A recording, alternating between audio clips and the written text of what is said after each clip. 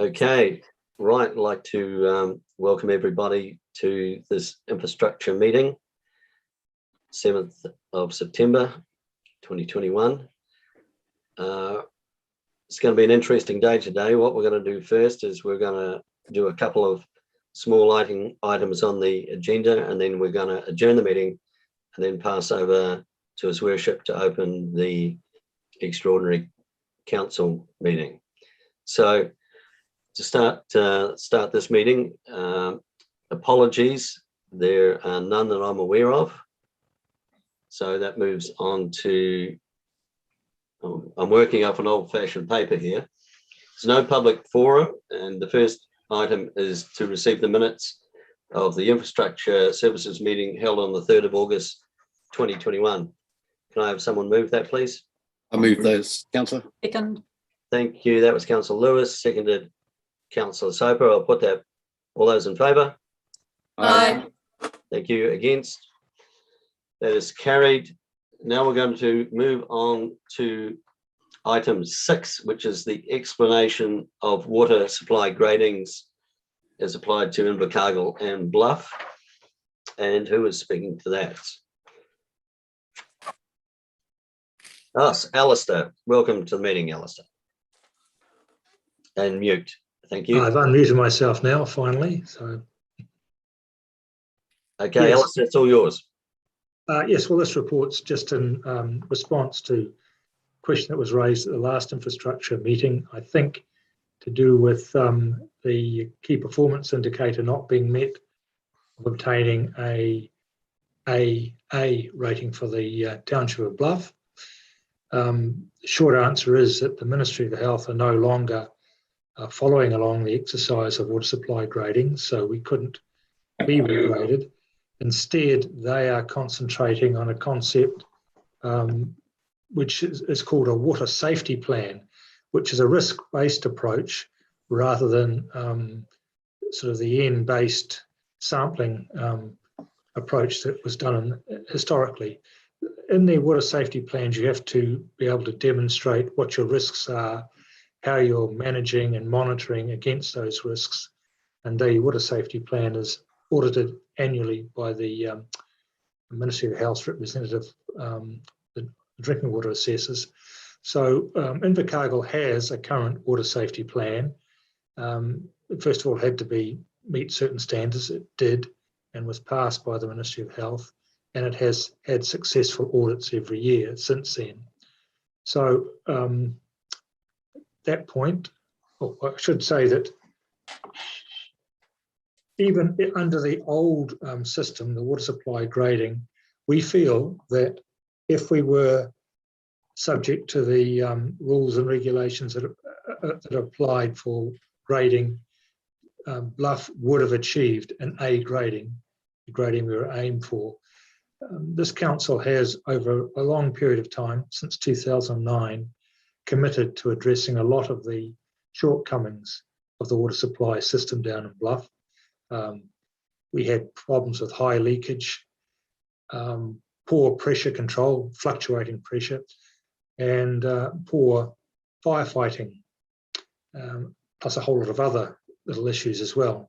So progressively through the years, we've worked through those, really reconfiguring the whole of the water distribution system down at Bluff. As I said earlier, we believe that if the old system of water supply grading was in place, we would have achieved an A for the water down at Bluff. So at this point, I'm open for any further questions by way of explanation if anybody wishes to pose them. Thank you, Alistair. Right, I'm going to open up to questions. Any questions for Alistair regarding this? No, I think, Alistair, that's well done. That's solved that mystery. Right. Okay, thank you. The recommendation is that this report be received.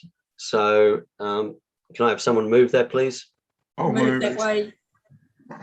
We had Councillor Abbott move that, and I saw Councillor Skelt seconding that. I'll put the motion. All those in favour? Aye. Aye. Against? That is carried. Right, I see Bruce Robertson has now arrived.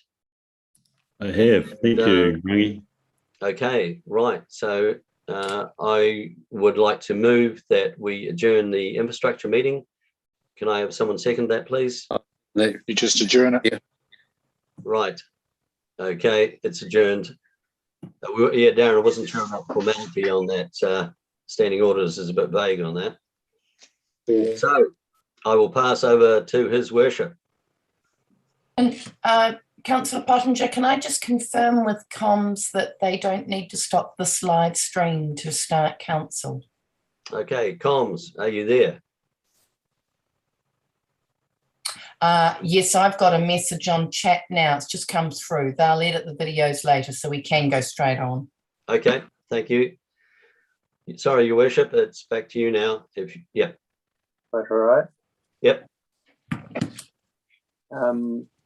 Again, welcome to the emergency council meeting, 7th of September 2021. Good afternoon, councillors and everyone watching on Zoom. Once again, I'm limited by one screen and have a limited view of the participants. In order to make the meeting more seamless, I would ask that someone with more access to technology chair the meeting. And Councillor Pottinger has taken steps to ensure he can chair the infrastructural meeting and has two large screens. I'd like to move that Councillor Pottinger chair today's meeting. Seconded, Your Worship. Seconder. Put it to the vote. All in favour say aye. Kathy.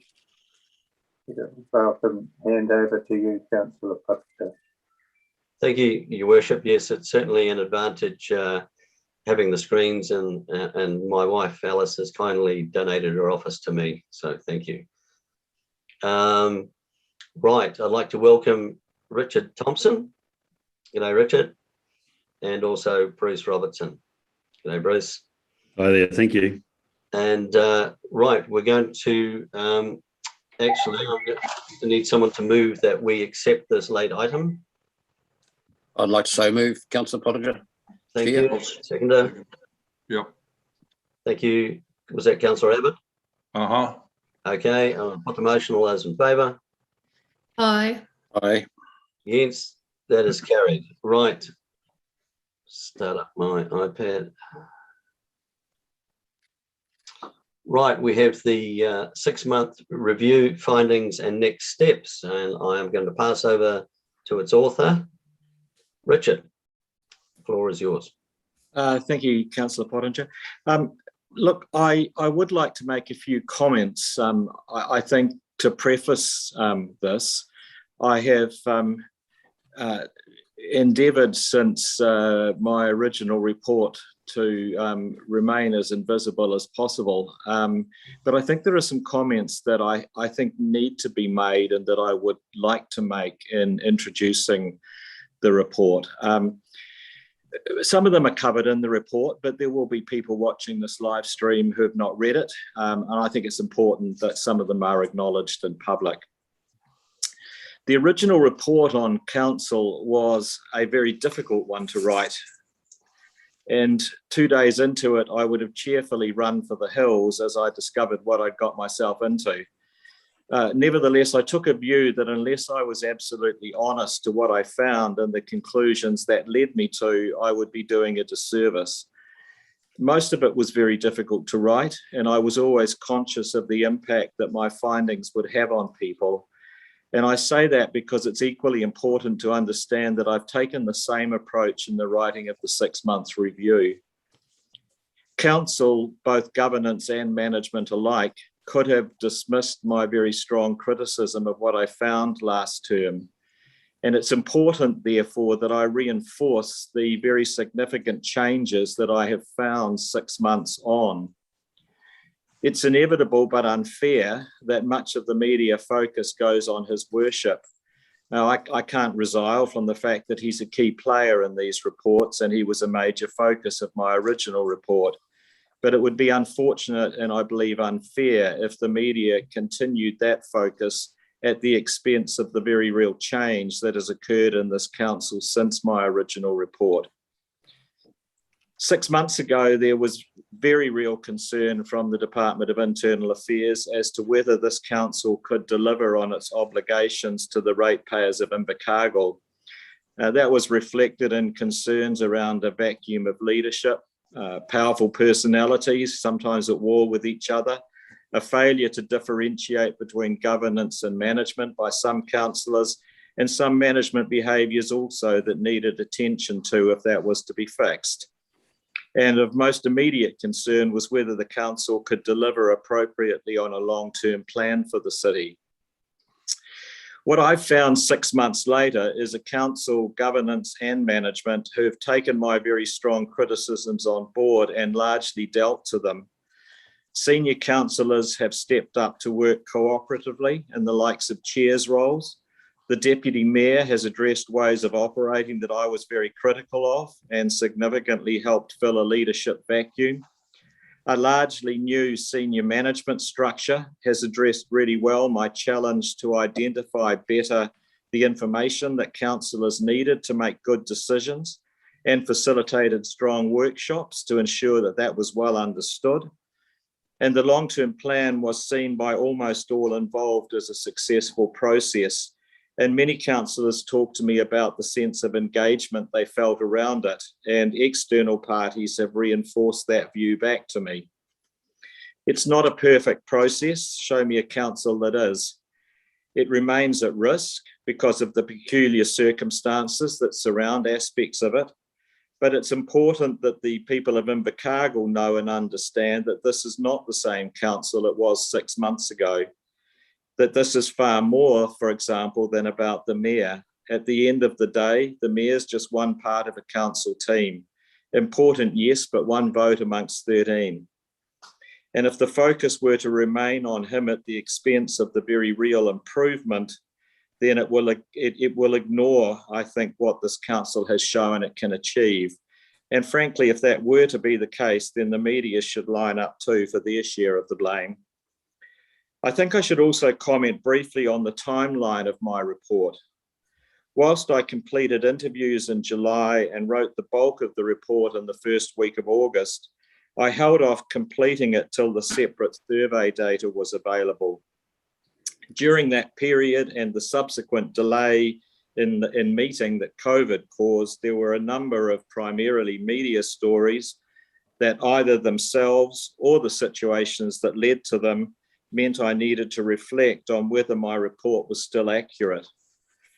You will see if you read it that I've continued to address matters that have arisen through August, and the report went through several iterations as a result. And the fundamental question I had to ask was whether any of those matters changed any of my key conclusions. I came to a view that they didn't, but I have reflected that some risks have possibly been escalated as a result. As I say in the report, the council is a work in progress, but I would sincerely wish that the people of Invercargill recognise the very real progress made, and my view that the whole of council as it's currently operating is meeting the fundamental requirements that its ratepayers should expect of it.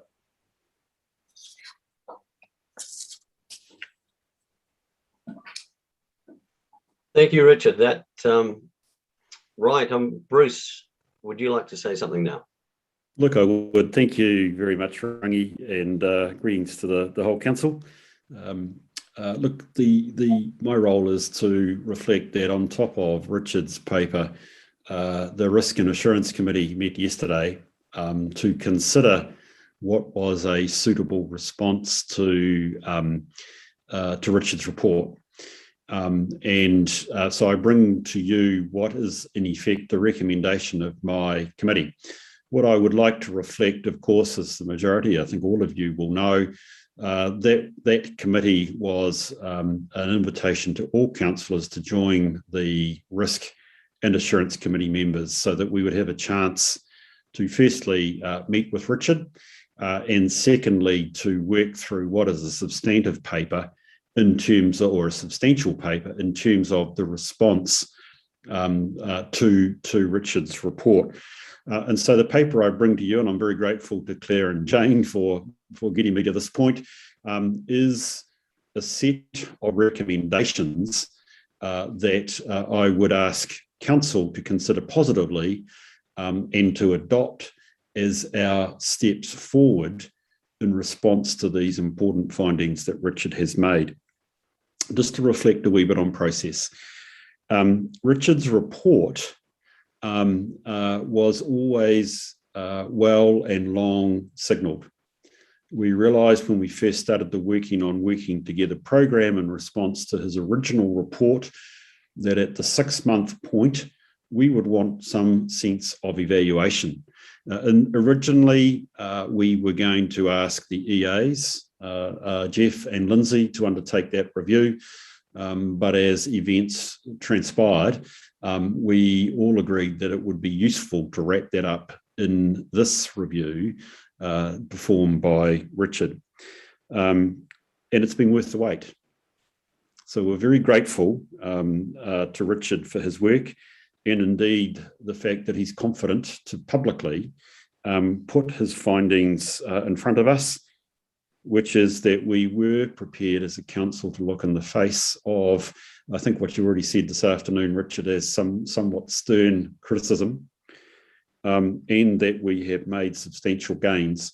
And I would like to also compliment you, Richard, that you're prepared to say to the ratepayer that actually they should have confidence in the council. I'd like to go one step further and recognise this started because we had a ministerial letter.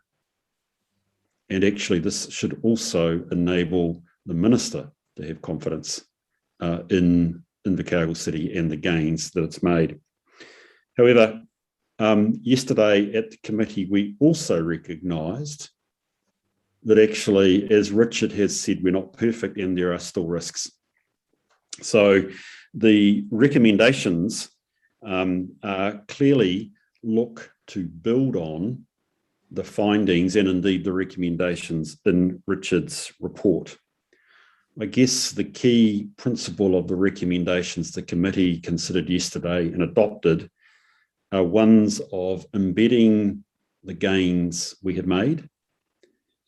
It's asking councillors to consider specifically how we embed the gains made through matters like the Charter, and actually how we ensure we have behaviour that is appropriate and has already been displayed for the last 6 months.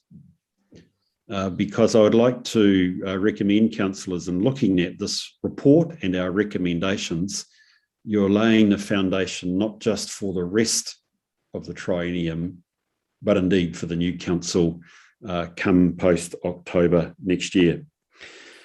So, Rangi, I think that's important to note.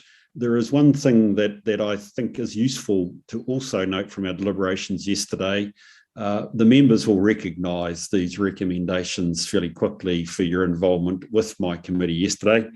But I would also want to reflect that a substantial part of our debate was around recommendation 7. And I appreciate the very open and strong debate we had around recommendation 7, and that has been updated in the way that we passed and moved. And so for those of you looking at this paper, that is the key change from yesterday. So Rangi, with that, I would like to commend this report, which has come from the Risk and Assurance Committee to whole of council, and I would encourage you to engage with it and indeed to adopt the modified approach which is laid out in its contents. Thanks, Rangi, and I'll leave it to you now. Thank you, Bruce, for that. Look, we've got the 11 recommendations there, but obviously I'm going to open this for debate. So the two things are to debate about the recommendations, which are put forward if there is further discussion, and also on Richard's report. So I am going to open the floor for discussion.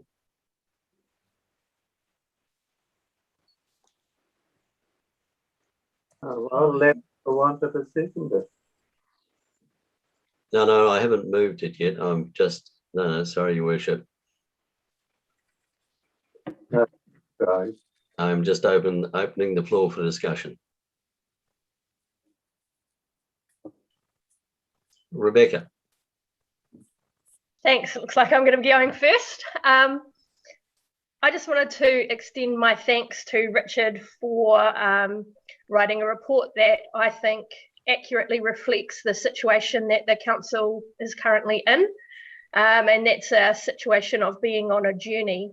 I'd also like to acknowledge all of the effort that all of the councillors have made to be part of that journey and to work towards the greater good. I'd also note that I'm purposely saying councillors in that comment. I think we're also really lucky that we have had the faith of the staff to work with us on this process. They've worked really hard alongside us and have had faith that we have that we as councillors, as governance, we're going to make a difference here. And I'm sure that that's all because of the leadership of Claire. I think it's also really important to comment on the comments made in the report about Nobby or Councillor Clark. I don't always agree with his position or the way he does things, but certainly I'm more than willing to acknowledge the effort that he has made and the work that he has done in the last 6 months, which I think has played a really important role in helping make sure that this council is in the positive position that it's in now. I'd also like to make a comment about one portion of the report where it talks about the Deputy Mayor challenging the Mayor on occasion when he's made inaccurate statements, especially with regard to the staff. And I think it's really important to me to note that in the 8 years that I've been on council, there's been little or no accountability for people's bad behaviour towards each other on this council. And I think one of the benefits of this whole process for council is that we're now in a position where we are confident that holding each other to account for our bad behaviour or comments is something that we are willing to do. And I'm really glad to see that that's happening. I'd like to reflect on Richard's comments that he's just made around his hope for the public and the media, that they focus on the good progress that we have made and that we all continue on this journey following the recommendations that we have in this report. Just like to acknowledge or to note that yesterday's recommendation 7 is today's recommendation 6. And that's about the media protocols, etc. And so if you're happy for me to move those recommendations, I'm more than happy to do that. I think we're on a great journey and I'm looking forward to the next 6 months to see where we get to. Thanks. I'm happy to second that moving of the recommendations, Mr. Chair. Thank you, Rebecca. Thank you, Leslie. We have a mover and a seconder. Before I put the motion though, I will now move to Councillor Ludlow. You were next on the list. Thanks, Chair. Without repeating anything that Councillor Amundsen said, and I wholeheartedly agree with each of the points that she raised, I think one of the other areas in which Council has managed to develop since Mr. Thompson's first report is gaining confidence in how we disagree. There was a point where we had, I felt, become hesitant to disagree with each other for the way that it might be played out in the media. Now, we can all have 12 or 13 different opinions, but it's about understanding that not everyone's going to agree with you.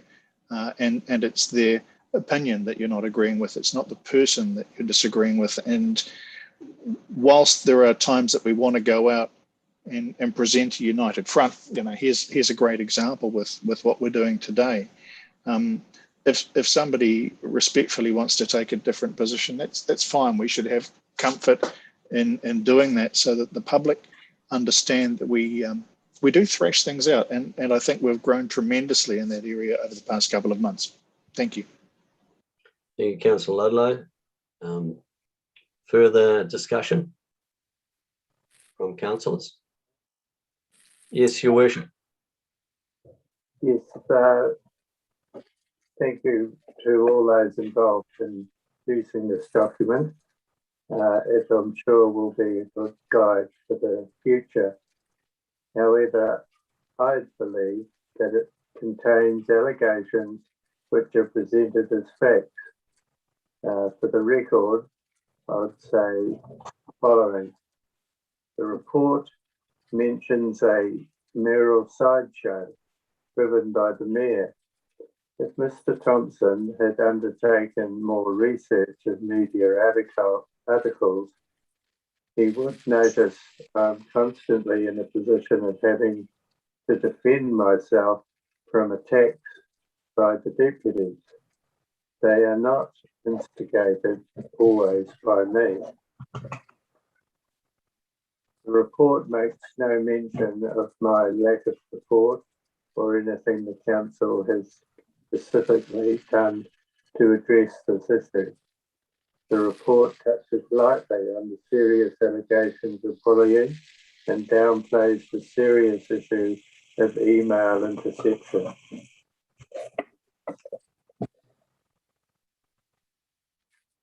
Is that, you finished, Your Worship? Is that all? Thank you for that. Further comments? Leslie. Thank you. Thanks, Mr. Chair. I'm also not going to repeat what Councillor Munson very well said and Councillor Ludlow has said, but I do want to reflect on the fact that I believe this council has made huge strides from where we are when Mr. Thompson was called in and when we received the Department of Internal Affairs letter. And I do want to reflect that I believe we have reached the point. There's a very famous saying of the Duke of Wellington in relation to battle and organisation, where he says there comes a point where you tie a knot and go onwards. I think this report from Mr. Thompson, and thank you very much for it, reflects the fact that council has done more than tie a knot. Councillors have looked at behaviours, councillors have acted as adults, have acknowledged that there were some things that could be improved, that there were some ways in which we could work better together, that there were some need to reflect on relationships with staff and make sure that those were on the track they should be. I think there have been great strides made that has been more than tying a knot. It has given us the basis to say that we have reached a point where we can honestly say to our community, this council has got to the point where you can have full confidence that we will go on to be a good council. On that basis, I'm very happy to second these recommendations. I believe that we do have a very solid basis on which to progress to fulfil what we are asked to deliver to our ratepayers and residents as to responsible governance. And I am personally very happy to be a member of this council who has taken the adult approach of reflecting on ourselves and finding a way for us all to move forward. I'm sorry if the Mayor is still not prepared to join in that very adult approach, but I believe that we are a council who can continue to be proud of the way we are moving forward. Thank you. Thank you, Councillor Soper. So, yes, I would like to make a comment or two. Oh yes, sorry, Councillor Abbott. No visuals. Yes. No, it's no visuals. Not worth looking at today. The floor is yours. I would just like to just touch on one or 2 points, and I hope that I'm being fair-minded. I like to be fair-minded, and probably in this instance, I'm going to speak longer than I do in any other council meeting. It's a sorrowful time for me to actually see what's happened play out in the press, the as is, who said, I said, the counterclaims and claims, etc. And one of the points I wish to address, and have addressed it already with the Mayor, when he confirmed in the paper on several times that he had no support from councillors or anybody else, that in fact it was not true. And he is aware, as I am aware, that we talked, we discussed, I gave opinions and proffered advice. Whether he took it or not is his prerogative. Unfortunately, sometimes he didn't take it. But as I say, that's his prerogative. I just find to see a friend, a colleague, and an often adversary in past decades scrutinised in the paper, criticised in the subject of media trial, not all from the other side, but his part as well, was a game plan that I would never take part in. And I don't believe the game plan is appropriate to true Southlanders. And I will also go further and say there was some care, and I acknowledge the care and concerns that were made evident to me by EAs, some councillors, inclusive of the CE. And I refer to the fact that when they recognised, and Tim himself recognised, that he didn't have the skills to run a meeting with technology, I was approached and suggested, can you tell Tim or ask Tim, would he be comfortable with somebody else chairing that meeting? And I was happy to be the messenger on that. The Thompson Review, as you have all said, states categorically that we've moved forward, progressed and performed, and I believe that. There has been a sense of working together for the public good, and I think and acknowledge the considerable achievements. The democratic process has been to the fore, and democracy rules, even though we had a no vote in the LTP from Nobby. That's a bit of him. So I agree to that most part to the latest review, but I just want to touch on what I consider bullying. I considered it bullying, and I saw that actually in the structure of the report from Mr. Thompson. But I've come across another word that I'd like to use, and I would call that unconscious bullying. And that has been deployed by some, even by me, to Tim. And I apologise for that. And I just want to give you a couple of examples. If you consider this at the chair's meeting, and I just want to elaborate on 3 words: vote of no confidence. I think that might be 4 words. Vote of no confidence. That was said just prior to a meeting that the Mayor was about to chair. Now, we all saw the impact of that. He was wondering whether it was going to be brought up at that meeting. He was nervous and he didn't know when it was going to arise. And we all witnessed a very sorrowful meeting, let's be frank.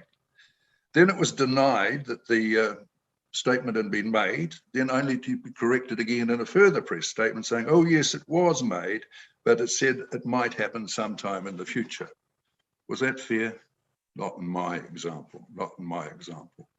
Another example that I want to quote was the Mayor vacate the chair when it was introduced at council, the problem about his driving licence. It was suggested the chair should be a councillor, endorsed by another chairman, deputy chair. And my response then was it was orchestrated by the chair's committee, and it was a surprise tactic and lacked the very principle of the recently signed charter.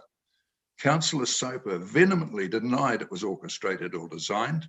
How she had that knowledge, not being part of the chairman's committee, rather astounded me. Interestingly, as I left council that day, one of the EAs approached me and told me my assumption was quite right. So, in my words, the operative words, in my opinion, in page 44 of Mr. Thompson's report in the executive version, page 21, could all contribute to an impression of bullying, and further could appear like kicking someone when they are down, followed by his very astute observation, council might like to reflect on that. And that is the operative word, reflect indeed. All of us, inclusive of the Mayor, need to reflect. I have concerns, as I said, that has been played out in the press, being played out, whereas in my opinion, the right action would have been us as adults to have an informal meeting of elected representatives only and give all parties the right to air their views, come to a compromise, find the way forward and move on. That used to be the Southland way, the way I and many others adopted in times of conflict. These actions, I said, they said, claims and counterclaims negate the positive achievements, I believe, and the works that council have done, and it just becomes a feeding frenzy for some of the public. The majority of the public just want us to see a progressive, working together, united council, along with healthy debate, working in the interests of the electorate. We're just over a year in this tradium. I believe we are a working council. The Mayor has only 1 vote. And if Tim wants to continue and talk and go about his personal agendas or make comment in the press, which we do not like, we just have to remember that there are 12 of us that vote. And the potential for a 6-6 vote, I believe, in this particular instant would be rare. Enough harmony around the table, and I can't envisage a special vote from the Mayor being used. So let's continue on. Let's be a formative council. Let's work for the electorate and let the people decide the mandate 13 months from now. Thank you. Thank you, Councillor Abbott. I don't see anyone else with a hand up. Yes, Councillor Kidd. Thank you, Chairman. Just going on from what Councillor Abbott had to say, on that day in question, when Mayor Tim entered the council chamber, that was on the 10th of August, look, he cut a very, very lonely figure indeed. It was one of my saddest days on council, and being around for a very, very long time, I would hate to see anything like that again. It was obvious that his worship was unwell, and what we've heard since about what was playing on his mind, that maybe there was going to be a comment or a vote of no confidence, that was very, very sad. And a man of his ability over the years, he's done a brilliant job.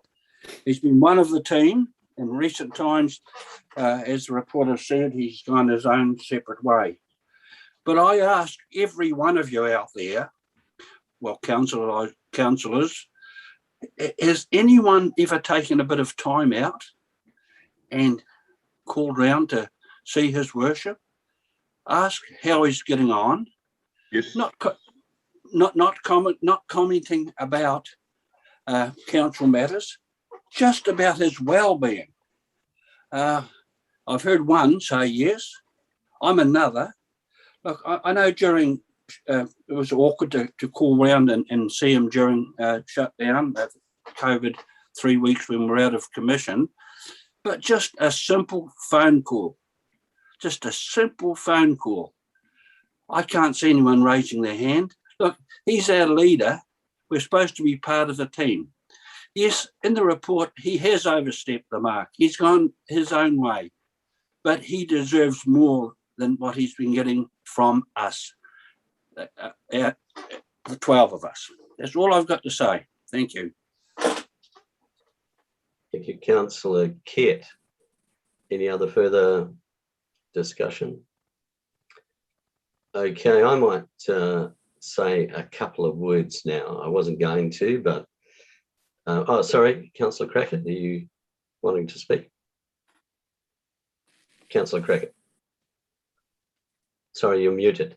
I was pointing at Councillor Lewis, not that you can see that on my screen. Sorry. That he has his hand up. Where is Councillor Lewis? Yes, sorry, Councillor Lewis, you're at the top left. Away you go. Thank you, Chair.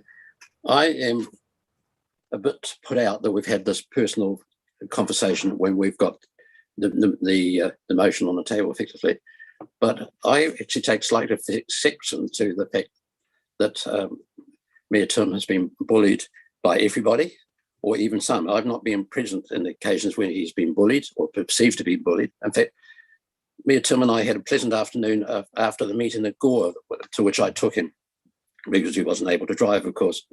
We spent 2 hours after that meeting. I kept him company. We had nice little coffees and cheese rolls, and I enjoyed the meeting we had. Tim was waiting for a personal reason to catch a bus to go through Gore, and it was a terrible day in Gore. We sat there quietly. We had a nice conversation, keeping him company for 2 hours because he had a list that he kept referring to about what time the bus went. I don't think it's a case of bullying. I think we have tried to guide Mayor Tim. We all have had a lot of respect for his worship over the years, and it is a sad situation to see perhaps his memory may be going a little bit. I make no comment about that. I'm not a doctor, but he hasn't been bullied consistently in my mind.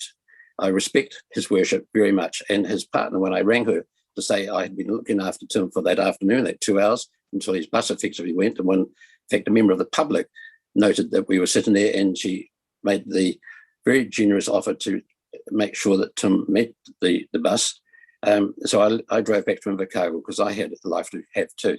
But his partner was very gracious and very happy that we had a nice afternoon. And I respected that afternoon, Your Worship, and I enjoyed that conversation, those conversations. None of the conversations revolved around council or computer abilities or anything of that nature. It was a nice afternoon, not a bullying afternoon, and I didn't have to sit there for 2 hours, but I enjoyed it. Thanks, Your Worship, and thank you, Chair. Right. Okay. Right. Back to a couple of words that I might say. Let's talk about the bullying that I wasn't going to go to, but since it's been raised, it can't be left unchallenged. I was at the meeting, the chair's meeting, prior to the mayor chairing the so-called other meeting, and the allegations of a vote of no confidence. Now, the chair's meeting was chaired by Jeff Grant, and it was chaired in a very orderly manner. No one spoke unless they went through the chair. And there was debate about various topics, and obviously the email was one of those debates. At no stage, looking back on that meeting, was there any bullying. I just about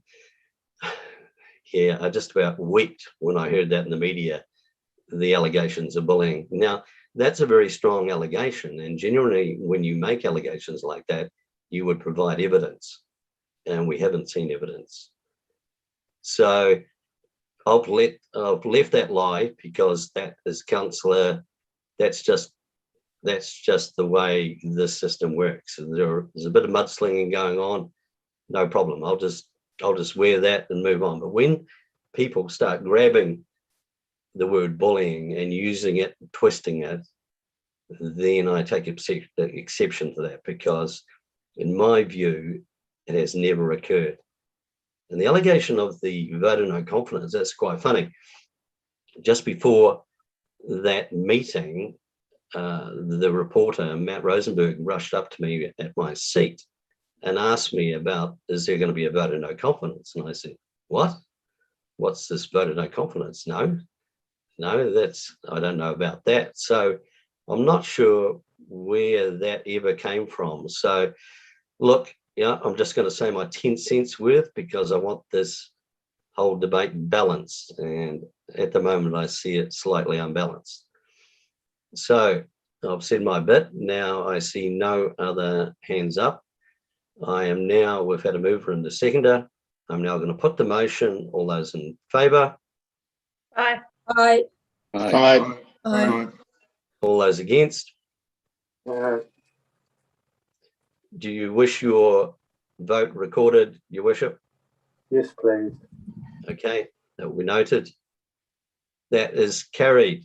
Thank you. And thank you to Richard Thompson. And thank you to Bruce for being here. And with no further business, I now declare the meeting closed. Thank you all. Thank you, Rangi. Appreciate it. Thanks, Mr. Chair.